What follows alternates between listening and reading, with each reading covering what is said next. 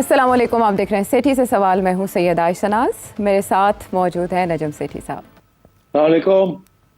Sir साहब, आज बहुत सी स्टोरीज़ हैं, बहुत से आइटम्स हैं डिस्कस करने के लिए। सबसे अहम तो ज़ाहिर है बजट है, क्योंकि सब कैलकुलेटर लेकर बैठे हैं, एक बार फिर गिन रहे हैं, आदाद शुमार को समझने की कोशिश कर रहे हैं। और अब की बार बजट ने चकरा के भी रख दिया सबको कि बहुत सी चीज़ें समझ से बाहर हैं। वो तो हम जानेंगे आपसे कि आपको क्या एक्सपेक्टेड था इस बजट में और क्या नज़र आया आपको कि गवर्नमेंट क्या एफिशिएंसी अभी तक दिखा पाई है। इसके अलावा अमेरिका का दौरा है, हमारे आर्मी चीफ अमेरिका की दावत पर जा रहे हैं अमेरिका, और वहाँ पर काफ़ी स्पेकुलेशंस हो रही हैं इस विज़िट को लेकर। और सबसे ज़्यादा हमारे हमसाए में इस पर बात की जा रही है कि ये विज़िट क्या समरात लेकर आएगा। और ईरान पर धमकी इसराइल ने हमले की जो दी है, उसके मुज़मरात क्या हो सकते हैं, इम्कानात क्या हो सकते हैं, वो अपनी जगह पर हम है। लेकिन एक ऐसा आज वाक़या पेश आया जिसने चौंका दिया सबको। एक जान का हादसा जो भारत में पेश आया, जिसमें एक तैयारा क्रैश हो गया उड़ते साथ ही, फ़्लाइट करते साथ ही, और संभल नहीं सका, जिसके नतीजे में बड़ी तादाद में हलाकतें हुई हैं। और इस वक्त सभी परेशान हैं, तासुफ़ और ताज्जुब का इजहार कर रहे हैं कि हिस्ट्री नहीं रही इस तरह के हादसे की, स्पेशली ड्रीम लाइनर की। सो मीनवाइल सोशल मीडिया पे वही बातें, वही कॉन्स्पिरेसीज़ के इसके पीछे किसका हाथ हो सकता है, पाकिस्तान से उसे कनेक्ट करने की कोशिश की जा रही है। तो आपका क्या जज्बात हैं, क्या ख्यालात हैं इस हादसे को लेकर? आयशा, ऑब्वियसली बड़ा अफसोस हुआ है। इस किस्म की ह्यूमन ट्रेजेडी पे तो हमें सबको ही अफसोस होना चाहिए।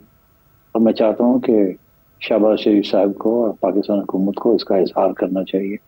It's a very big tragedy and it's a human tragedy. जी, उन्होंने अफसोस का इजहार किया शहबाज शरीफ साहब ने फ़ौरन ही, और इवन बिलावल भुट्टो जरदारी साहब फ़ौरन। जी, very very good, very good, excellent.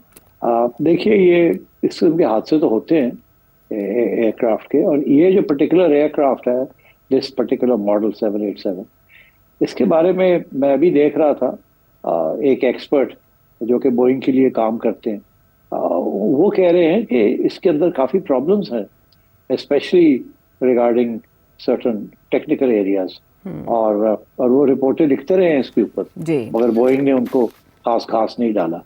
और दिस पर्टिकुलर एयरक्राफ्ट, इसका जो नंबर है, इसके ऊपर भी मैंने कुछ चीज़ पढ़ी है अभी कि जी कोई पिछले 25 दिन के अंदर काफ़ी कुछ इसके ऊपर चेकिंग होती रही है, कुछ इश्यूज थे इसके एंड सो ऑन। तो मैं ये समझता हूँ, obviously this is a technical issue. इसमें कुछ स्पेकुलेशन हो रही है। अभी मैं तस्वीरें भी देख रहा था जहाज़ की टेक ऑफ की, और फिर कैसे टेक ऑफ करते हैं और फिर कैसे फ्लैट होके देन ही स्टार्ट्स कमिंग डाउन। तो उसमें दो तीन चीजें जो एविएशन एक्सपर्ट्स जो बात कर रहे हैं on the basis of these videos, वो यही है, वो जो स्टिल कैमरे लगे होते हैं, उन्होंने फोटोग्राफ वीडियो ली है, तो वो तो यही कह रहे हैं कि इसमें ऐसे लगता है कि लैंडिंग गियर जो होती है वो इन द फर्स्ट 10 सेकंड्स उसको जहाज उठा लेता है और लॉक इन कर लेता है जी, और फ्लैप्स जो होते हैं वो खुले रहते हैं। इसने क्या किया अपेरेंटली कि लैंडिंग गियर को खुला वापस नहीं उठाया और लॉक नहीं किया, और फ्लैप्स जो हैं उनको ड्रॉप कर दिए, उनको उठा लिया, with the result that this aircraft lost height and came down. तो आई थिंक ये गलती हो सकती है कि एक बटन दबाया, दूसरा नहीं दबाया, पहले ये दबा दिया, वो दबा दिया। I don't know about these things, but clearly this must have had something to do with the flaps जो आपको लिफ्ट देते हैं, एंड द लैंडिंग गियर जिसको ऊपर जाना चाहिए था वो नहीं गया, और फ्लैप्स जो थे वो ऊपर चले गए, with the result that they lost height. तो आई थिंक इस किस्म की कोई टेक्निकल एरर है, you will find out, but what ever it is, it's a great tragedy. अफसोस मुझे इस बात का है कि वही इंडिया के अंदर जिस किस्म का माहौल बना हुआ है कंस्पिरेसी थियरीज का, तो वो फिर शुरू हो गई है। मौका चाहिए इनको कि कोई ना कोई पाकिस्तान के ऊपर ब्लेम किया जाए, बट आई थिंक एक आध दिन के अंदर अंदर ये भी जो है ना, ये कंस्पिरेसी थियरीज भी खत्म हो जाएंगी, and people will start understanding के what the way the technical error was. But whatever it is, it's a very sad day, very sad. जी सेठ साहब, पूरी दुनिया में इसका दुख महसूस किया जा रहा है, क्योंकि इंसानी जान से कीमती कोई चीज़ नहीं है, और ऐसी बड़ी तादाद में जानों का ज़िया, और फिर अभी तक उसकी वजूहात भी मालूम नहीं हो सकी। इन्वेस्टिगेट तो किया जा रहा है, लेकिन इनिशियली यही चीज़ें सामने आई हैं जिनकी आप निशानदेही कर रहे हैं। जब बात भारत की हो ही रही है, तो भारत में जो एक और बात बहुत डिस्कस की जा रही है वो हमारे आर्मी चीफ हमारे फील्ड मार्शल आसिम मुनीर साहब का अमेरिका का विज़िट है। उनकी वहाँ मेज़बानी की जा रही है और इस दौरे को बहुत अहम करार दिया जा रहा है, जिसको लेकर भारत बहुत परेशान है, क्योंकि भारत की ये तवक्कुआत थी कि अमेरिका मज़ीद पाबंदियाँ लगाएगा, पाकिस्तान को मज़ीद टाइट करेगा, लेकिन ऐसा हो नहीं सका। उसके बरक्स बिल्कुल ऑपोजिट हो रहा है कि इस्तकबाल किया जा रहा है, तारीफ़ें की जा रही हैं, सराहा जा रहा है पाकिस्तानी लीडरशिप को। तो चले हम भारत की परेशानी को भी इसमें लेकर आएंगे, लेकिन आर्मी चीफ अमेरिका क्यों जा रहे हैं, ये विज़िट क्या असरात मुरतब करेगा इस वक्त हमारे ख़ित्ते पर, और क्या लेकर आएंगे आर्मी चीफ वहाँ से? डू मोर की मज़ीद फरमाइशें या इसके अलावा? नहीं, मेरा ख्याल है अभी आपने वो जनरल, एक जो सीनियर जनरल है इन अमेरिकन, जी माइकल कोरेला, उनका जी जी तो बात आपने जी सुनी ली है। हाँ, अगर आप दिखाना चाहें तो दिखा दें। जी हम उसको शामिल करते हैं क्योंकि वो बहुत अहम है। उनकी स्टेटमेंट 11 जून 2025 को उन्होंने क्या कहा? Right now, what we saw is the Taliban. इस वक्त तालिबान दाइश के खिलाफ बरसरे पैकार हैं। ये एक दूसरे से शदीद नफरत करते हैं। कुछ के ठिकाने पाक अफगान बॉर्डर पर हैं। यहाँ पाकिस्तान ने इन अनासिर के खिलाफ बेनजीर कार्रवाई की है। पाकिस्तान के साथ हमारी बेहतरीन पार्टनरशिप और इंटेलिजेंस शेयरिंग की बदौलत दाइश के दर्जनों दहशत गर्दों को ठिकाने लगाया गया है। दाइश खुरासान के 5 अहम रहनुमा गिरफ्तार हो गए हैं और एक अहम रुकन जाफर को डिपोर्ट किया गया, जो कि काबुल एयरपोर्ट पर हमले में मुलविस था। इस अहम गिरफ्तारी की इत्तला पाकिस्तान के आर्मी चीफ ने मुझे दी और कहा कि आप ये खबर डिफेंस सेक्रेटरी और सदर डोनाल्ड ट्रंप को दें। पाकिस्तान हमारी महदूद इंटेलिजेंस की बदौलत दाइश के खिलाफ भरपूर कार्रवाई कर रहा है, जो पाक अफगान बॉर्डर पर आते जाते हैं। 2024 के आगाज से अब तक पाकिस्तान के मगरबी बॉर्डर के पास 1000 से ज्यादा दहशतगर्द हमले हो चुके हैं, जिनमें 700 के करीब लोग लुक़मा अजल बन चुके हैं। पाकिस्तान हमारे लिए दहशतगर्दों के खिलाफ बेहतरीन पार्टनर साबित हो रहा है। We have to have a relationship with Pakistan and with India. I do not believe it is a binary switch that we can't have one with Pakistan if we have a relationship with India. कितना खुला और अहम पैगाम है ये भारत के लिए भी और पाकिस्तान के लिए भी? बिल्कुल खुला पैगाम है। देखिए, इंडिया बहुत परेशान है, मगर इंडिया को एक बात की समझ आनी चाहिए कि पाकिस्तान की अहमियत क्यों इस वक्त तस्लीम की जा रही है, specially in America and in Europe. Pakistan इस वक्त अपनी ज्योग्राफी जो है ना, उसका फ़ायदा उठा रहा है। पाकिस्तान की ज्योग्राफी इस वक्त ऐसी है कि एक तरफ चाइना है, एक तरफ अफगानिस्तान है और एक तरफ ईरान है। अमेरिका और यूरोप के तीनों टेरिटरीज ममालिक के साथ प्रॉब्लम्स हैं, इश्यूज हैं, कॉन्फ्रंटेशंस हैं, नेगोशिएशंस हैं। पाकिस्तान बड़ा क्रिटिकली प्लेस्ड है विद ऑल थ्री। अभी हम आगे जाके डिस्कस करेंगे how Iran, Israel, America relations, वहाँ क्या होगा। अमेरिका चाइना का तो आपको पता ही है, और अब अफगानिस्तान, पाकिस्तान, चाइना का भी एक एक्सेस बन गया है। अफगानिस्तान भी अनस्टेबल है, ईरान भी अनस्टेबल है, आप समझिए एक किस्म का। China is the only stable factor, but China is a big hegemon in this region और अबाउट टू बिकम वन। तो अमेरिका इज कंसर्न्ड। और ये जो आइसिस है ना, जिसका जिक्र जनरल साहब ने किया है, this is a major concern for America and for Russia. और अभी आप देखें, रशिया जो है वो अभी इंडिया को और नाराज और भी करेगा। वो पाकिस्तान की मेंबरशिप फॉर ब्रिक्स, वो जो एक बहुत बड़ा अलायंस है जिसके अंदर इंडिया इज डोमिनेंट, अब अगर उसके अंदर पाकिस्तान अभी नहीं है, तो Russia will push for Pakistan to be part of BRICS. Russia ने भी इंडिया को सपोर्ट नहीं किया और ये जो पहलगाम का मसला हुआ है। तो मैं समझ रहा हूँ कि पाकिस्तान अपनी ज्योग्राफी की वजह से इज क्रिटिकली प्लेस्ड। सारे जो मेजर पावर्स है want to have a relationship with Pakistan, ताकि अगर उन्हें इन इलाके के अंदर किसी किस्म की इमदाद की जरूरत हो या लिसनिंग पोस्ट की जरूरत हो, तो they have leverage with Pakistan. तो I think geography finally has come to the aid of Pakistan. India in return is very stable, nothing exciting happening. ऊपर से वो एक तरफ अमेरिका के साथ अलाइन होना चाहता है, दूसरी तरफ वो भूला ही नहीं अपना नॉन अलाइंड स्टेटस। कभी इधर जाता है, कभी उधर जाता है, कभी रशिया को सपोर्ट करता है, कभी अमेरिका को सपोर्ट करता है। And in the recent conflict Pakistan के साथ उसकी जो मिलिट्री माइट है वो भी चैलेंज हो चुकी है। तो अमेरिका के अंदर बहुत से लोग सोच रहे होंगे कि क्या is this a good partner to have in geopolitics and so on. तो इसलिए आई थिंक रियासत जो होती है, इंटरनेशनल प्लेयर्स जो होते हैं, वो ये नहीं देखते, मोरालिटी नहीं देखते, वो ये नहीं देखते जमहूरियत है या नहीं है। वो देखते हैं कि हमारे क्या तल्लकात है, हमें क्या फायदा हो सकता है। और इस वक्त रूस, ईरान, चाइना, अमेरिका, वो ये सब समझते हैं that they need to have an entry in Pakistan. So I think this is the reason why America is going out of its way कि वो पाकिस्तान के साथ engage रहे और उसको isolate ना करें। इसीलिए IMF on board है, World Bank on board है, and so the major institutions are also on board. और इंडिया को इस बात की समझ नहीं आ रही। इंडिया सोच रहा था कि यार we are the big hegemon in this region. We are the alliance partners of strategic partner of America, and America हमें सपोर्ट करेगा, but it didn't work out like that. And because especially क्योंकि India की strategic value जो है वो अब कम गिरती जा रही है after this recent confrontation. और फिर आपने देखा कि अमेरिका ने और चाइना ने फाइनली एक ट्रेड डील भी साइन कर दी है। तो अब अमेरिका का काफी लेवरेजिंग चाहिए होगी उसको with China also. And I'm sure they will think of using Pakistan to leverage with China also. And I think Afghanistan के अंदर तो आपको पता ही है आईसिस के ऊपर कितना इंपॉर्टेंस है इनको। आईसिस जो है वो रूस तक पहुंचती है, सेंट्रल एशिया तक पहुंचती है, and ISIS is the only international terrorist organisation जो अभी भी कहती है कि हम पहुंचेंगे, अमेरिका भी पहुंचेंगे, इधर भी पहुंचेंगे, उधर भी पहुंचेंगे। So this is why the reference in General Kurilla's discussion on with Pakistan के आईसिस के ऊपर उन्होंने हमें बहुत सपोर्ट किया है, एंड अभी जो पीछे रोज बंदे चंदे भी हैंड ओवर किया और भी करेंगे।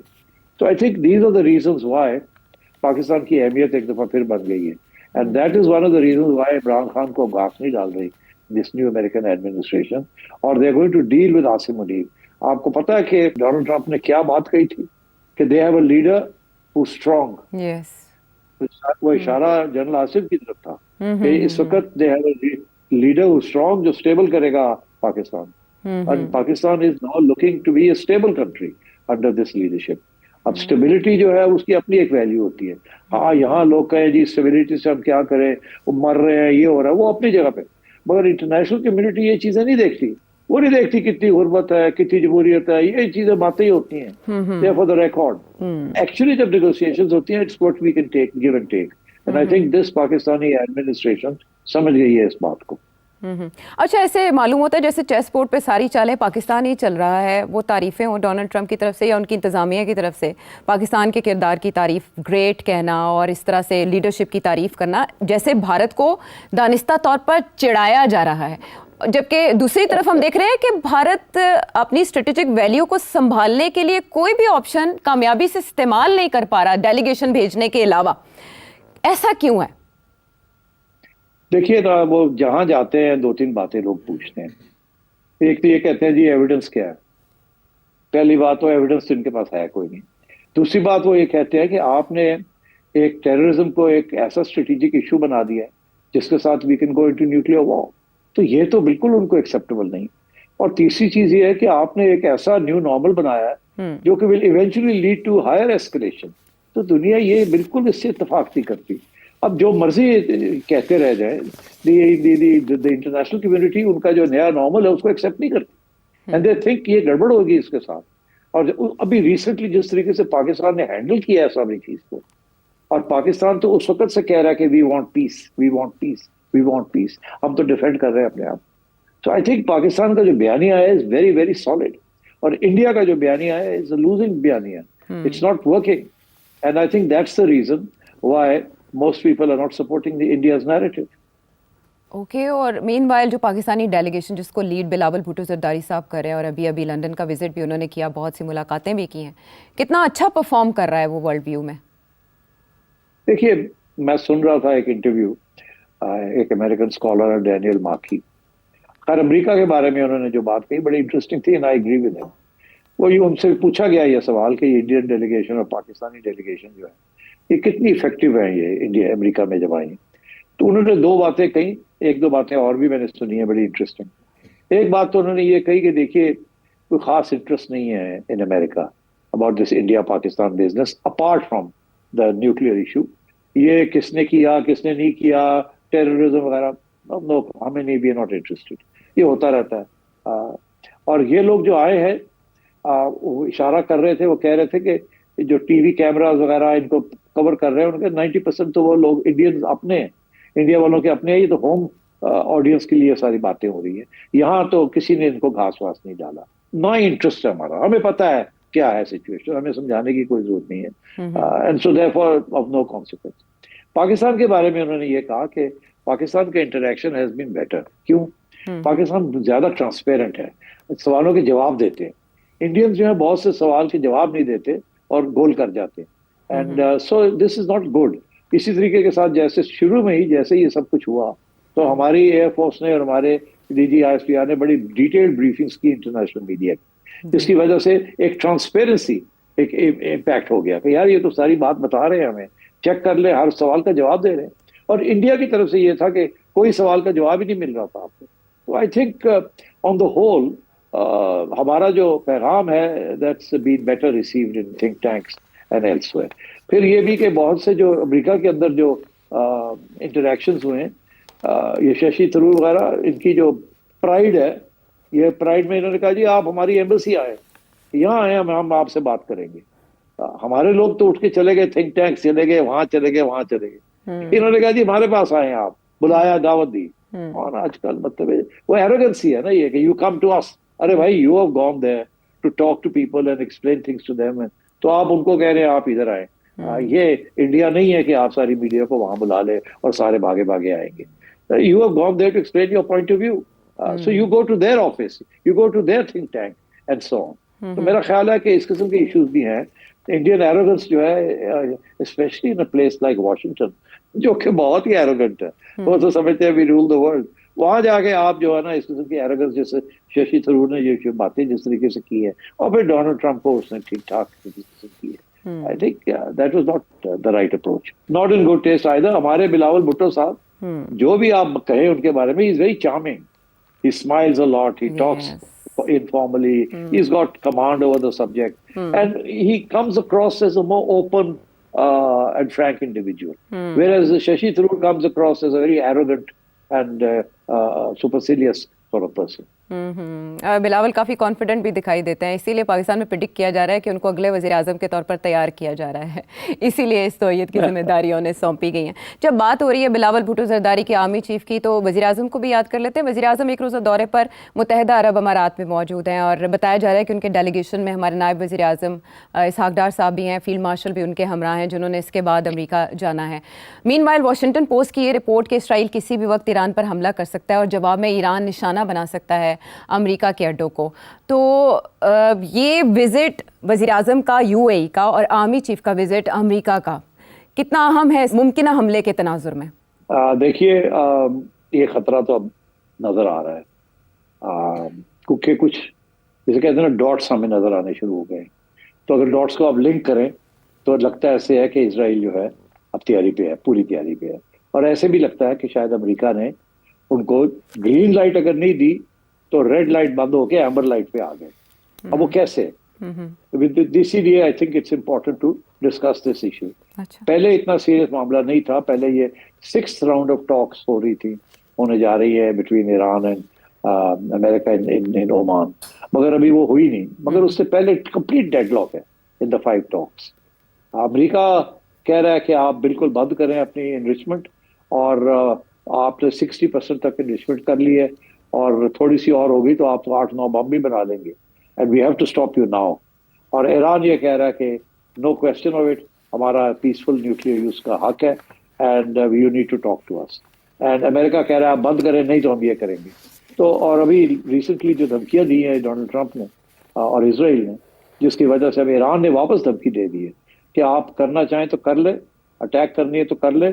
2 बातें, एक तो हम अपना न्यूक्लियर प्रोग्राम जो है, स्पेशली जो एनरिचमेंट प्रोग्राम है, जो सेंट्रीफ्यूजेस जो हैं, उनको उठा के ऐसी जगह पे ले जाएंगे जहां आप पहुंच भी नहीं सकेंगे। It will be underground and far away from your, you will not be able to see it. हम करेंगे ये। दूसरा ये कि then if you do this we will attack American military bases in the Middle East, और हम करेंगे and we are ready to do that. तो मतलब है कि आप बिल्कुल ये वो एज तक पहुंच रहा है सारा कुछ। देखिए, दूसरा जो डॉट है वो बड़ा इंपॉर्टेंट है, वो ये है कि इंटरनेशनल एटॉमिक एनर्जी कमीशन जो है, जो कि वॉचडॉग है न्यूक्लियर सारी चीजों की, उनकी तरफ से एक बयान आ गया है।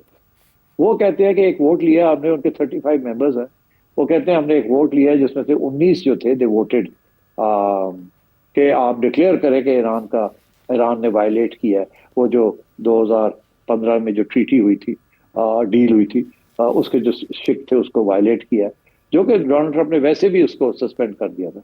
पर वो कह रहे हैं कि बहुत सी वायलेशंस हो रही हैं ईरान की तरफ से, और किसी न किसी स्टेज पे ये शायद यूएन इस चीज को ले जाए। दिस इज वेरी सिग्निफिकेंट कि उन्होंने एटॉमिक एनर्जी कमीशन वालों ने कह दिया कि ईरान जो है हमें इंस्पेक्शंस ठीक नहीं करने दे रहा, और हमारा ख्याल है कि they are making going ahead with enrichment. तो ये दूसरा, पहली दफा ये इस किस्म का सख्त बयान आया है। ऐसा सख्त बयान पहले नहीं आया। और वो कह रहे हैं कि जो पिछले 20 साल में जो ईरान ने वादे किए थे वो उन्होंने तोड़ दिए। ये पहली दफा ऐसी बात कर रहे हैं। दिस इज वेरी सिग्निफिकेंट कि एक इंटरनेशनल एजेंसी जो है वो भी अब तैयार हो गई है टू कंडेम ईरान। अच्छा, तीसरी चीज बड़ी इंटरेस्टिंग है कि अमेरिका ने अपने जो एम्बेसीज हैं इन द मिडल ईस्ट, खसूसन इराक वगैरह में, उनको वहां से इवैक्यूएशन शुरू कर दी है। अपने मिडिल लेवल पर्सनल की इवैक्यूएशन शुरू कर दी है। इसका मतलब है वो ये समझ रहे हैं कि या तो ये सिग्नल है कि वी आर वेरी सीरियस, या ये है जेन्युइनली थिंक कि अब इसराइल को हमने सपोर्ट करना है, Israel can go and knock out Iran nuclear programme. Knockout तो शायद मुश्किल हो जाएगा, but at least push it back, damage करें, थोड़ा बहुत डिस्ट्रॉय करें, उनसे फिर से रीबिल्ड करना पड़े, तो एक सेटबैक तो ईरान को होगी। तो इस किस्म की चीज है। मैं समझता हूँ कि ईरान ने अपनी इन्रिचमेंट जो है वो खत्म नहीं करनी, और इसराइल जो है वो समझता है कि it has to be stop now. Another year or so Iran will have nuclear weapons. तो आई थिंक टाइम ये बड़ा क्रिटिकल आ गया है। या तो ये टॉक्स अगली 6th राउंड जो है वो कामयाब हो, they come to some understanding, but अगर वो नहीं होगा तो मैं समझता हूँ कि Israel will launch an attack on Iran nuclear facilities. It will be a limited attack, उसमें American weapons and specially busting bombs will be used, and Israel will fly over certain Middle Eastern countries because वो उसके जहाज वहाँ वैसे नहीं पहुंच सकते, and so they'll need to be refueled, and they'll have to fly over certain Middle Eastern countries to get to the nuclear sites of Iran. तो मैं समझता हूँ कि कॉन्फ्लिक्ट जो है इस वक्त बिल्कुल एज पे आई हुई है। So this is why possibly our people have stopped over in Dubai to get an idea कि भाई what are Middle Eastern countries like UAE and Saudi Arabia thinking, क्योंकि आफ्टर ऑल अगर ऐसी कोई चीज होती है तो ये जो मुल्क है, सऊदी अरेबिया हो गया, जॉर्डन हो गया, यूएई हो गया, एंड कंट्रीज लाइक दैट, इनके ऊपर इस पे प्रेशर तो आएगा ना। एंड पाकिस्तान की तो अलायंस है इनके साथ, so Pakistan also has to formulate a policy और क्या करना और क्या नहीं करना। और याद रहे कि अभी हाल ही में पहलगाम के ऊपर ईरान ने पाकिस्तान को सपोर्ट किया था। So you know we are in a difficult situation. तो अच्छी बात है कि the chief and the prime minister are travelling to get a better sense of what the situation is likely to be, and also to explain to their friends कि you know ये हमारे ये problems हैं और हमें शायद ऐसे करना पड़े या ऐसे करना पड़े, because don't forget we have a huge nearly 20% Shiite population of Pakistan, and if you attack Shiite Iran it can lead to a blowback effect. So you know we are very sensitively placed. तो ये सारी issues जो है I think they'll want to discuss these as they go along. और ये अच्छा है कि आर्मी चीफ जो है he's going to spend some time in America talking to the American generals, and you know, so I think it's a good opportunity to exchange views. ठीक है, तो पाकिस्तान अपने ज़ाती ताल्लुकात को देखेगा, अपने माजी को देखेगा, ईरान के साथ दबाव के तहत वो कोई पोजीशन लेगा। बहुत से सवाल जहन में उठ रहे हैं कि ये जंग या ये हमला रुकवा कौन सकता है। इस पर बात करेंगे एक ब्रेक के बाद।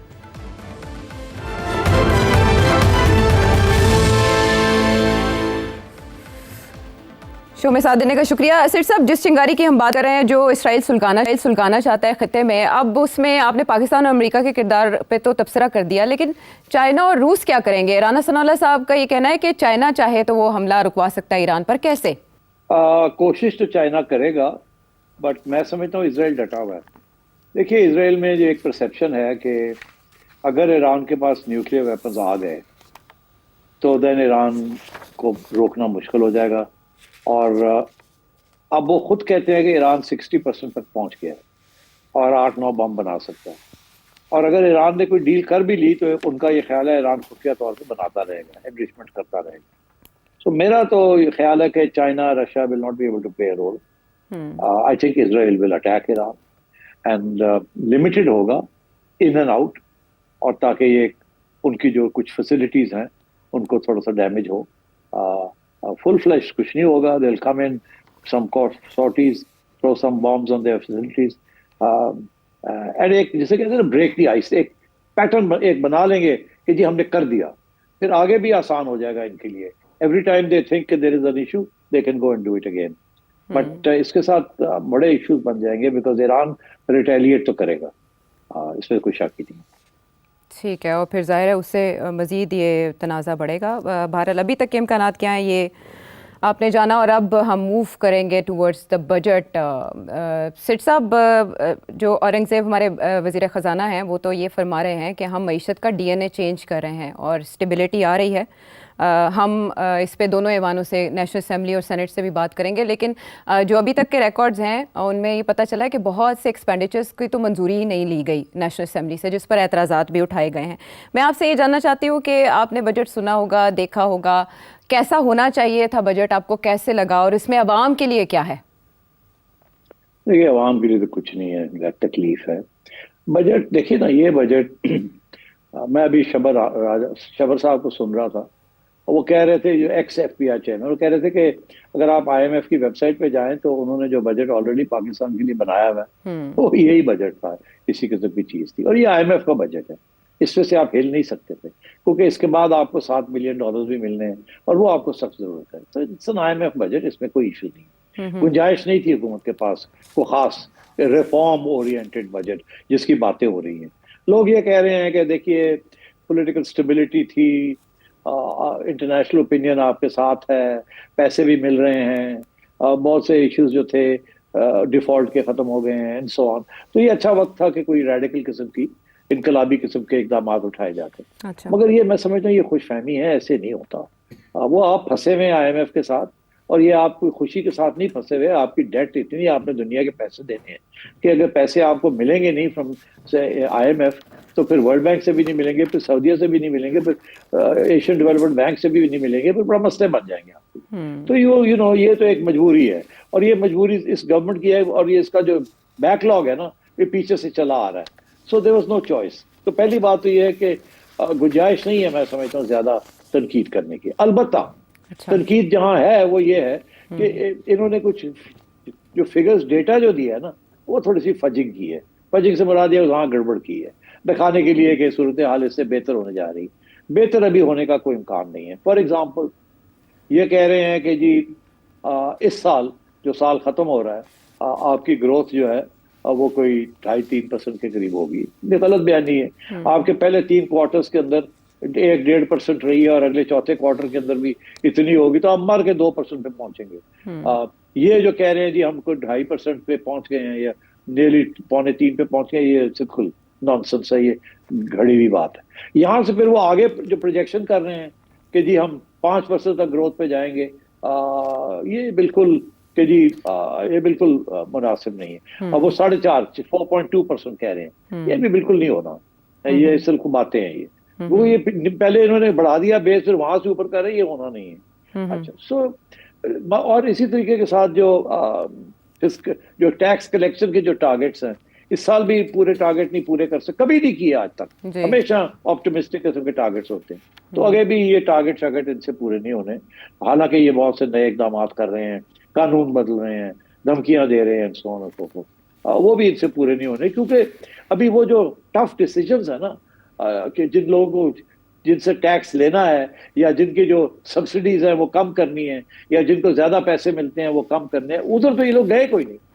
गवर्नमेंट ने अपने एक्सपेंडिचर थोड़े से कम किए हैं, मगर जितने करने चाहिए उतने नहीं किए। और आप अभी तो लगे हुए लोग जी प्राइम मिनिस्टर के घर के खर्चे इतने हो गए और फलाना इतना हो गया, और MNAs MPs ने ये कर लिया, और स्पीकर ने अपने पैसे 500% से ज्यादा बढ़ा लिए वगैरह वगैरह।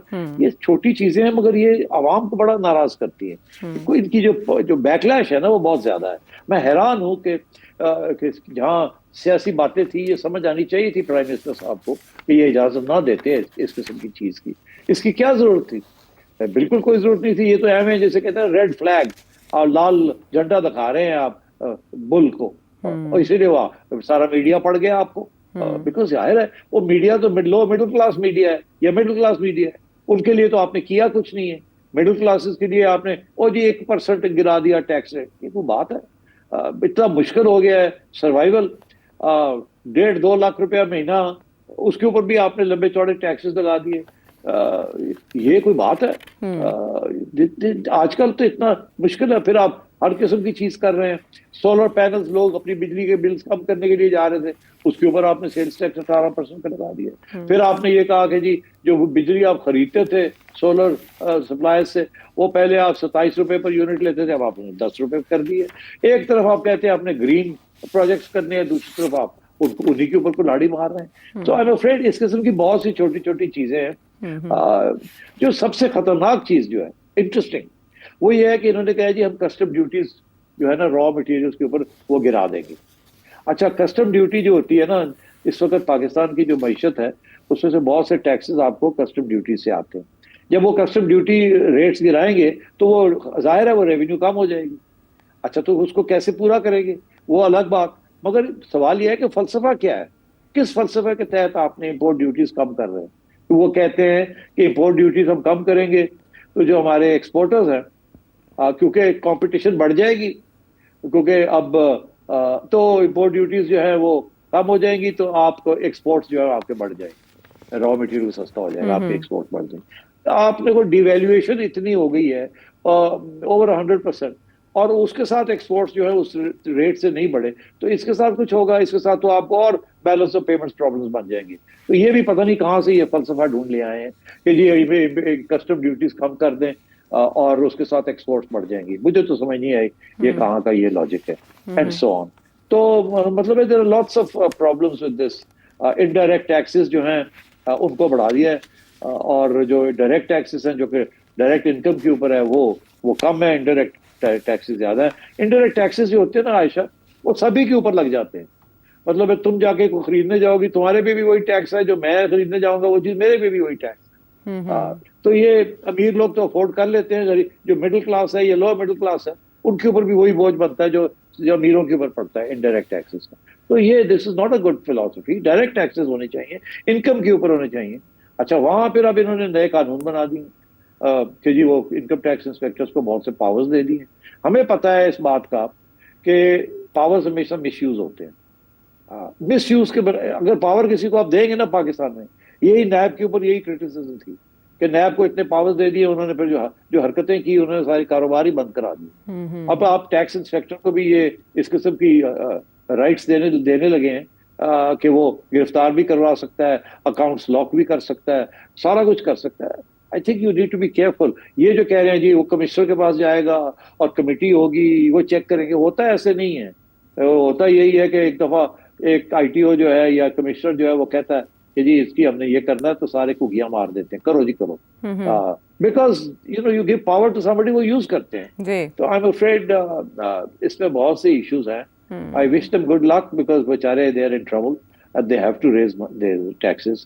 But बात यह है कि जो अमीर लोग हैं उनके ऊपर और बोझ होना। फॉर एग्जाम्पल, हर दुनिया के अंदर, हर एडवांस कंट्री के अंदर इनहेरिटेंस टैक्स होता है, इनहेरिटेंस टैक्स होता है, डेथ ड्यूटीज होती है, and so on and so fourth, जो अमीरों को ज्यादातर अफेक्ट करती है। कि भाई अगर मैं फौत हो जाता हूं तो मेरी जो प्रॉपर्टी है अगर मेरे बच्चों और बीवी को जानी है तो उसके ऊपर टैक्स होगा। यहाँ है ही कुछ नहीं, जो मर्जी आप कर ले, रख ले, दे दे, आ जाए। तो तो ये बिल्कुल वेल्थ टैक्स नहीं है। वेल्थ टैक्स होना चाहिए। They should be death duties, inheritance taxes.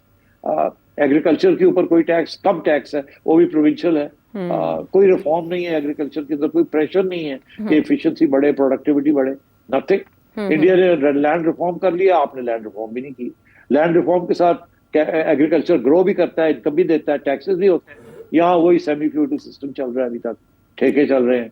कोई और लैंडलॉर्ड जो है वो गुलबर्ग में और डिफेंस में घर लेके बैठे हुए, और जमीनें जो है वो ठेकेदारों को दी हुई हैं, जो कि हारियों का और पैसेंट्स का हिस्सा। मतलब इट्स टोटल कंफ्यूजन है इन आवर इकोनॉमिक्स पॉलिसीज। और फिर ये जो है कि हेल्थ, एजुकेशन, किसी चीज के ऊपर कुछ नहीं है, कोई खर्चे नहीं है ज्यादातर। और finally Benazir income support programme, वो एक बहुत अच्छा प्रोग्राम है। जी। उसको वो कोई 750 अरब के करीब वहां उन्होंने दिया है। That's good, we should support that, it's a very effective programme. But basically बहुत सी खामियां हैं इसके अंदर, मगर ये कहने के साथ साथ साथ मैं ये भी कहूंगा कि इस हुकूमत की और इस फाइनेंस मिनिस्टर की मजबूरियां भी बहुत थी। हमें पूरा एहसास नहीं है उन मजबूरियों का, मगर ये है कि अपने टारगेट्स थोड़े से रियलिस्टिक रखते और अमीरों को थोड़ा सा ऑर्डर्स मारते तो वो बेहतर था। ये जिस तरीके से किसी कोई रिलीफ नहीं मिली है मिडिल क्लास को, और एग्रीकल्चरल सेक्टर तो ऑलरेडी बड़ा तकलीफ में है क्योंकि सपोर्ट प्राइसेस नहीं मिल रही for wheat and so on. तो आई थिंक थोड़ी सी sensitivity should have been shown to these issues. ठीक है, आप कह रहे हैं रियलिस्टिक टारगेट्स रखने चाहिए थे और out of the box thinking भी हमें इस बजट में दिखाई नहीं दी, जिसकी वजह से ये टारगेट्स जो शो कर रहे हैं वो अचीव किए जा सकते थे। और भी बहुत से पहलू। आयशा ये देखो ना, ये मिनिमम वेज जो है वो भी नहीं बढ़ाई है। नहीं, उस पर बात ही नहीं की गई। उसके बात ही नहीं की गई। अभी क्या, अगर आप 10% बढ़ा देते, नो बिग डील। आपने तो अपनी जेब से नहीं देनी ना मिनिमम वेज, वो तो प्राइवेट सेक्टर ने देनी है, तो देने देना उनको। कम से कम आपकी पॉलिटिकल प्रोफाइल तो बेहतर होती कि आपने मिनिमम वेज भी गरीबों के लिए, वर्कर्स के लिए, लेबर के लिए बढ़ा दिए। ठीक है, तो सरमायादार जो है उसको एडजस्ट कर लेता, जैसे वो एफिशिएंसी करता तो एडजस्ट भी हो जाती, बट आपने वो भी नहीं किया। अभी भी टाइम है, आप कर दें। जैसे ये टाइम है कि स्पीकर की जो और बाकी लोगों की जो तनख्वाहें आपने बढ़ा दी हैं उनको रहने दें। It's going down very badly. मैं ख्वाजा आसिफ के साथ आमतौर पे अग्री नहीं करता हूँ, मगर दिस दफा I have to agree with him. It's a shameful thing, there is no need for it. Speaker काफी अमीर लोग हैं, कोई ऐसी फिक्र की बात नहीं है, उनकी तनख्वाहें बढ़ाने की कोई जरूरत नहीं। आप तो पब्लिक सर्विस करने आए हैं जी। और फिर ये मैं आपको अब 1 मिनट और दे दें, है टाइम? जी, जाते जाते एक और थोड़ा सा झटका दे दूं। वो ये कि देखिए ना, वो कहते हैं जी कि MNAs MPs जो हैं उनके लिए ये नहीं है, वो नहीं है। अरे भाई, ये जो सो कॉल्ड डेवलपमेंट फंड्स हैं जो आप MNAs MPs को दे रहे हैं अरबों रुपए, तो वो इसीलिए देने हैं ना कि उसमें से 20-30% तो ये इनके जेब में चला जाता है ना। स्कीमें तो होती हैं आवाम के लिए, मगर 20-30% तो इनकी जेबों में चला जाता है, सारे खाते हैं उसमें से। तो ये इसको भी तो कोई, they should be a system ना कि ये सारा का सारा पैसा आवाम पे खर्च हो, मगर ऐसे नहीं होता। तो अब और उनको देने की क्या जरूरत है, उनको तनख्वाहें देने की जरूरत है? आप पब्लिक सर्विस करने आते हैं या बिजनेस करने आते हैं? That's something you need to see है। दुनिया के अंदर आप पब्लिक सर्विस करते हैं, बिजनेस नहीं करते। यहाँ MNAs MPs सेनेटर्स जो है वो बिजनेस करने आते हैं इन पार्लियामेंट। ठीक है, ये सवाल बहुत अहम है, इसीलिए तो सबको शौक होता है कुर्सी का, लेकिन उसके बाद जिम्मेदारियां जो ये अहद करके आते हैं वो पूरी नहीं हो पाती। और भी बहुत से सवाल एक ब्रेक के बाद।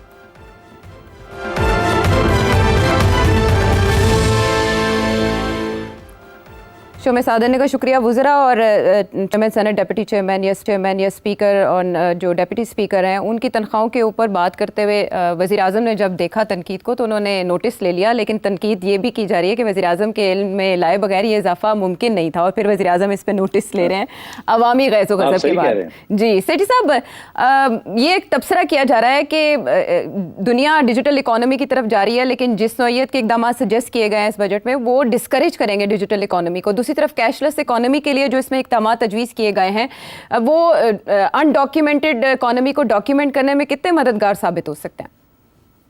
देखिए, अब ऑनलाइन परचेज रिटेल बढ़ती जा रही है, मेरा ख्याल है इसको भी टैक्स करने की जरूरत है।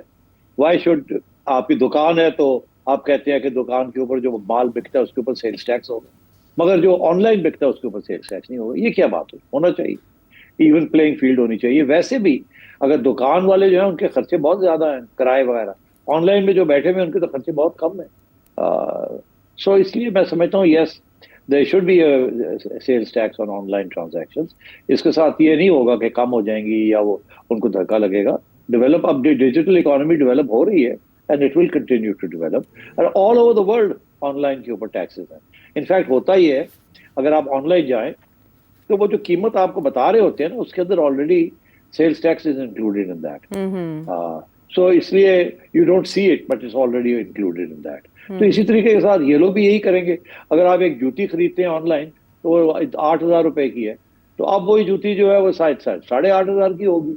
आपको पता भी नहीं चलेगा कि इसके अंदर सेल्स टैक्स है कि नहीं, बट वो जो ऑनलाइन रिटेलर है he will have to register for sales tax, और जितनी उसकी सेल है क्योंकि वो ऑनलाइन है वो तो छुपाई नहीं जा सकती, तो वो आप फिर जाहिर है that you will have to pay sales tax on it.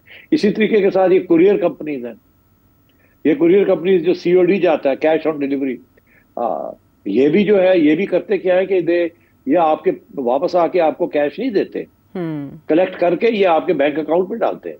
तो वो भी एक ट्रांजैक्शन जो है वो इलेक्ट्रॉनिक ट्रांजैक्शन हो जाती है, तो फिर उसके अंदर भी sales tax should be included. तो इसलिए मैं समझता हूँ कि ये ठीक बिल्कुल इकदाम हैं, ये होने चाहिए। अच्छा। और इसमें थोड़ी बहुत चीखें निकलेंगी लोगों की, मगर देखिए शॉपिंग जो है, कंजम्पशन जो है, इन्वेस्टमेंट के ऊपर तो आई थिंक सपोर्ट मिलनी चाहिए, बट कंजम्पशन जो है उसके ऊपर तो टैक्सेस देने चाहिए। ठीक। और कैशलेस इकोनॉमी के लिए सजेस्ट करना कि इजाफी चार्ज लगाया जाएगा या आप GST बढ़ाएंगे? बिल्कुल ठीक है। मैं तो इसके बहुत अरसे से ये कह रहा हूँ कि कैश इकोनॉमी जो है इसको कम किया जाए, बिकॉज सारी ज़्यादा चोरी जो है कैश इकोनॉमी से होती है, बिकॉज आउटसाइड ब्लैक इकोनॉमी में घूमता है कैश। मैं तो काफी अरसे से शहबाज शरीफ साहब को भी और बाकी हुकूमतों को भी यही कहता रहा हूँ कि 5,000 रुपए का जो नोट है इसको खत्म करें, 1,000 रुपए का नोट इज गुड इनफ।